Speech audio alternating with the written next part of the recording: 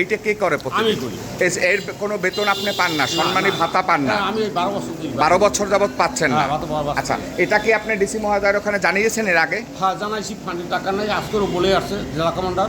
এই চার চারটি ট্যাঙ্কি আমরা দেখলাম ছাদের উপরে পড়ে রয়েছে, যেগুলো ছুটে পড়ে গেছে, হয়তো বা বন্যায় বা এমনিতে পড়ে গেছে। আসলে এখন এখানে যদি কেউ আসে তো কোনো প্রকার তো পানি ব্যবহার করতে পারবে না, না, না। এবং বাথরুমের কমোড বা ওয়াশরুম কোনোটাই কিন্তু ভালো নেই এই এখন জন্য পর্যন্ত। সাবেক ডিসি জেলা প্রশাসক ফারাহাগুল নিজুম স্যারের কাছে বলা হয়েছে, উনি একটা মীমাংসা করে গেছে হয়তো, সেটা আমি জানি না। কারণ সেখানে ওই আনোয়ার হোসেন আনু কাকা ছিল জাতীয় পার্টির সভাপতি, তারপর শহীদ ইমাম অধ্যক্ষ ছিল, তারপর সাবেক উপজেলা কমান্ডার রুহুল আমিন ছিল, সত্যবান সেনগুপ্ত ছিল। ওনারা হয়তো এই মীমাংসা কোথায় দিয়েছে ওটা এইটা পালন করে দেন। মধ্যে হচ্ছে এটা এই সংস্কার করে আবার ব্যবহারযোগ্য করে তোলা হবে। করে এটাকে পুনরায় চালু করে।